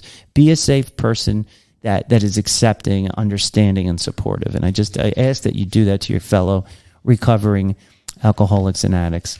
What are your 6 strategies to use to promote your own well-being and mental illness? No, promote your mental wellness, not your mental illness. Let's promote our mental illness. That's why we do this podcast. We're basically promoting our mental illness. Number 1, family time. Well, okay, so these come from Poses in an article I read where he was interviewed. Gotcha. Someone asked him, what are your 6 strategies to use to promote your own well-being and mental wellness? And can you please give a story or example for each? He did not give a story or example for each. But one of them says family time every day is a must. Yeah, agreed.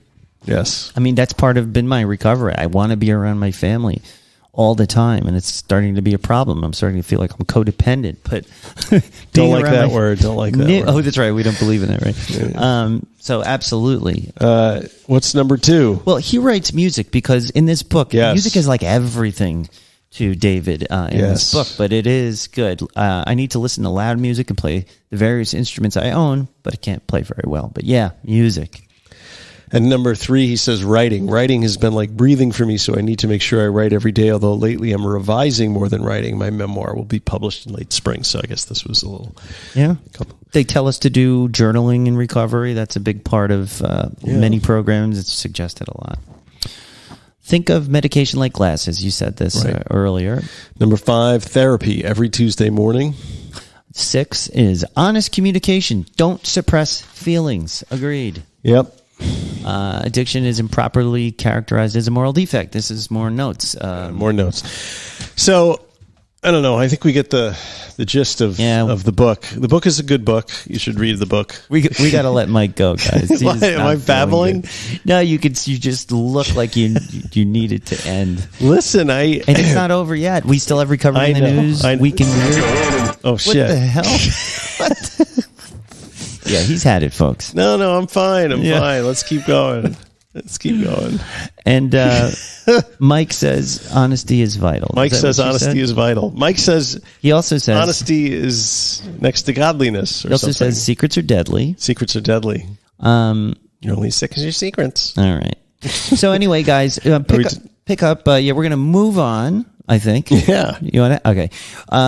I highly recommend this book, The Weight of Air. It's a great audible listen if you're into that kind of thing. Also, you get the book, read it. I will say you can read this one because it took me like 2 days. Oh, did you actually read it? I read it. Wow. Yeah, I didn't listen to it. Yeah, it was a good book. I'm terribly, terribly sad that he's dead. Yeah, because it's rough. He helped an awful lot of people. He really did, and another one gone. But the way we can honor his memory and the work that he did is to do things like this: talk about his book, talk about his work, talk about mental illness and the stigma with addiction and mental illness, and just be there for your fellow addict. And that's all we can really do. And with that, we are going to, and also send us your thoughts on this. Send please. us your own experiences with mental illness and drug abuse. Mike is only laughing because he doesn't know what else to do. No, seriously, drop me an email. I like getting emails from my listeners and friends. Okay. And now it's time for Recovery in the News. Yeah! All right. Recovery in the News. Recovery in the News. Recovery. I went down there. Recovery in the News. Oh, yeah. See, I came down the octave. I didn't even try to hit the falsetto note there. I just down. Have they changed the prescription the ingredients in Sudafed? Because there was a while there where you couldn't get it off the shelf. You had to ask the pharmacist for it because people were making meth out of it. If you didn't get it from behind the counter, it doesn't have pseudoephedrine in it. It does have some kind of ephedrine because I saw it on the ingredient level. But label. They have two different versions. If you didn't give your driver's license to get it, you didn't get the high test. I didn't actually buy it, but I was thinking about it. You have to go behind the counter and so they make two different versions of it. Sudafed D, I think, and is that no? I'm kind of joking. I didn't really take a lot of drugs today. I took. I was going to say, what are you on? I took a couple of Advils because I have really bad sinus headache. A Delta 8 THC. I was thinking about that the other day, and then I took just some nasal spray with some janky antihistamine in it. So, I'm so sorry, I'm not feeling good. It's all right. I'll be better. Recovery in the News. Yeah. So, two articles from the same paper this week on medical marijuana in the state of Pennsylvania.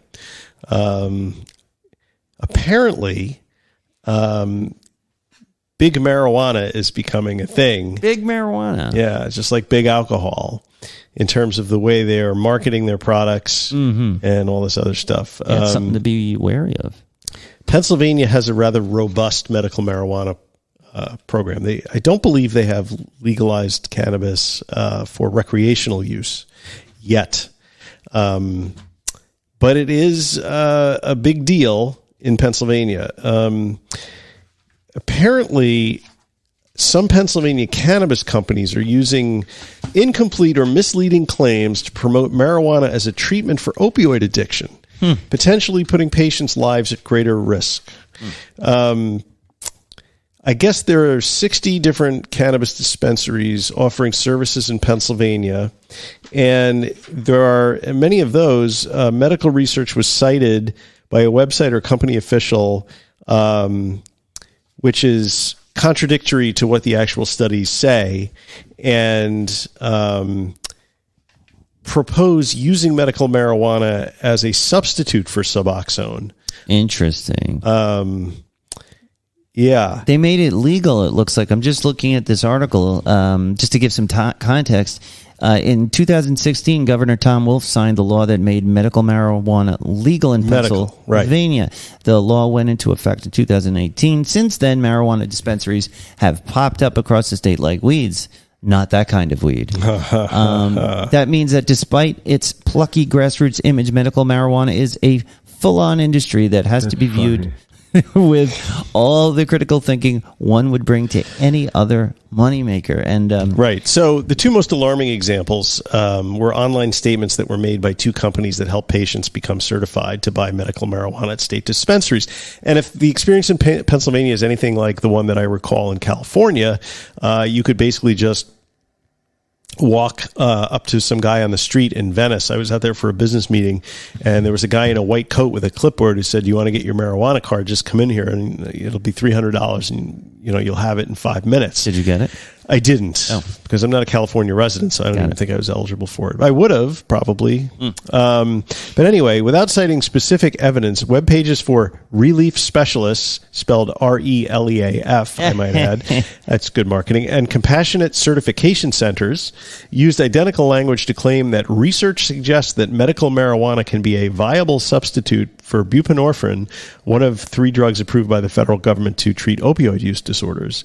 Several health policy experts, cannabis researchers, and medical providers told Spotlight PA the claim was inaccurate, misleading, or possibly dangerous. Yeah, it can't that doesn't make any sense. Marijuana doesn't attach to your opioid receptors. How could it possibly? I mean, it could relieve stress, anxiety, and help you sleep, but it can't possibly make you not feel dope sick. Well, I would think promoting cannabis is incredibly dangerous because if you're keeping people from going and getting the buprenorphine, because it's much easier to get certified to get weed at a dispensary, and then you find as you're doing a couple of bong rips that, hey, this shit's not doing anything for me. It's like high sobriety, the Joe Schrank's weed-based recovery. I think they need both, for different people, different strokes for different folks, depending on what drug you're recovering from. You should have the panoply. I mean, I'm not trying to come down on weed. I just think that. Yeah, you have weed in your garage. I mean, we had, right. I'm not coming down on weed, but I will say that these states that passed these medical marijuana laws had a long time to get this right.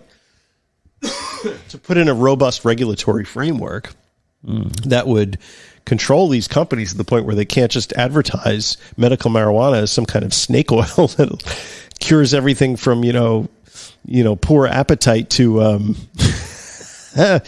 to like heroin addiction. I'm laughing because Nat is putting on his double layer mask as I'm hacking away in my corner here. If you get me sick, I'm going to get sick. I warned you, and you said, "I'm coming. I have vaccinations." I know. I'm vaccinated. So Keith Humphreys, an addiction researcher and professor at Stanford University, said that medical cannabis companies should be held to a higher standard than a non-medical business. Almost everything in here is, if it's not a lie, it's pushing the border of truth, Humphreys said after reviewing the findings and examples. So I think what that means is if you are going to, as a state, certify a medical marijuana program, you sure as shit better get your regulatory house in order before the companies start pumping out advertising that can claim that they can cure your heroin addiction by smoking, some kind bud. That is dangerous. And the concluding paragraph says, if Pennsylvania is really destined to be the next place where marijuana is completely legal, it is up to the state to figure out how to do it safely and reasonably, and how to keep big weed from following in big pharma's footsteps. Right. And do you want to read the other article, or you want to move on? And that was recovery in the news. And that was recovery in the news. Yeah. All right. Fuck me. More editing for Mike to do. I'm not editing that. And make sure we have the correct sound thingy ready to go. I'm ready. Week in Weird. People like our folksy homespun way, don't they, of doing the show? Is folksy the same way to another way of saying that we are completely unprepared and I fuck up quite a bit? So, the Week in Weird is Sacred Mermaid, to be analyzed by Japanese scientists. Ooh, I love Sacred Mermaids. By who? Tim Banal. A centuries-old sacred mermaid mummy is set to be scientifically analyzed by researchers in Japan in an attempt to determine the true nature of the mysterious creature. According to a local media report, the rather nightmarish oddity is said to have been captured by fishermen sometime around 1738 and subsequently passed through the hands of various owners until ultimately winding up at a Buddhist temple in the city of Asakuchi at some point in the last century. The curious creature, which resembles the half-human, half-fish construction of a classic mermaid, was showcased at the site for decades until being put into storage to protect the puzzling specimen. Seemingly forgotten since then. How can you forget about a mermaid mummy? In any case, seemingly forgotten since then, the purported mummified mermaid was rediscovered by Hiroshi Kinoshita of the Okayama Folklore Society, where, while studying the works of famed Japanese natural historian Kayoaki Sato, who wrote about mysterious creatures. After tracking down the location of the ancient relic, the researcher brought it to the attention of scientists from the country's Kurashiki University, and You're speaking a lot of Japanese tonight. and suggested that they examine this peculiar specimen. Remarkably, the temple was open to such an analysis of their treasured piece and turned the approximately 1 foot long creature's 1 remains. foot long. What kind the of fuck? mermaid is this? 1 foot long creature's remains to a team of specialists from the university. The group plans to conduct an array of tests on the alleged mermaid, including a morphological analysis, DNA testing, and CT scanning. It's not going to be a mermaid. Other team members will attempt to determine the process by which the creature It's a was foot long. It's mummified, and who thrust the oddity into the So what spotlight was in the it? first place. 1.5 feet long when it was not mummified? The researchers say that they'll unveil the complete findings later this year, and we will tell the Monksters what happens. We're following the story very closely. Those hoping to see that the study might determine to find if the creature really was a proverbial mer-being. That's What? Mer-being. They want to see if it's a mer-being, and they may wish to... Isn't that basically a fish? A fish with boobs, I guess. It may wish to temper their expectations. Blah, blah, blah. We've got a mermaid mummy. And that. You know, you didn't read the most important What was the sentence. thing? I always forget the most important. As examinations of similar relics has always found that they are simply two prosaic animals such as a monkey and a salmon artfully sewn together. That's no way. This is definitely a mer-being. You didn't want to read that part because you think it's a mermaid. Selectively. It's a foot-long mermaid. 12-inch long mermaid. And thank you, Tim Banal. That was Week in Weird. Well, that about does it for today. Does it ever. I know I had a great time. Did you? It was fucking awesome. Yeah. Thank you so much for listening, guys. We really appreciate it. Visit us at middleagesrecovery.com. Wait, let me just say. Yeah. It really is good to talk to you all again. Yay. To speak with you all. Not talk to you, even though technically we are talking to them. Or We're really speaking with them. it is an open dialectic to the Monkster community. Because when we miss a week, you know, it's like missing a meeting, Yeah. you know? That's how I feel about it. Yeah. So anyway, go on. Get us on Middle Ages Recovery, Podbean, Apple Podcasts, Facebook, Instagram, and all of that fun stuff. Tweet us at Twat You Twit. Support your favorite show. That's us.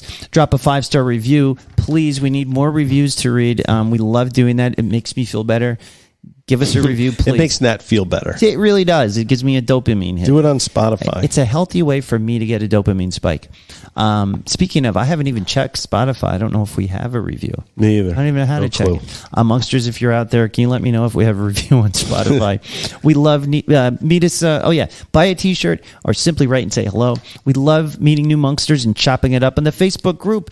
Join the inner sanctum at patreon.com/recovery in the Middle Ages. Yeah. That's where you get a higher level of recovery support. It's a great group of Monksters. We support each other's recovery. We also do video episodes that you can get exclusively on there, like Mishka Shubali's interview is on there. We did a few others. We're doing more. So join us over there. And finally, the best way to help the show is to share it with a friend, just like Rhina's doing. in rehab. Can we call him Ryan? I like Rhina. It's cool. It's like he's like Madonna. It's just Rhina. If you get something out of our show, please share it to help grow the RMA movement. And as we say, non proficiat perfectum. That's a progress, not perfection. See you next time. Goodbye. Bye. Oh, be good. Be good. Yeah. Exactly. Bye.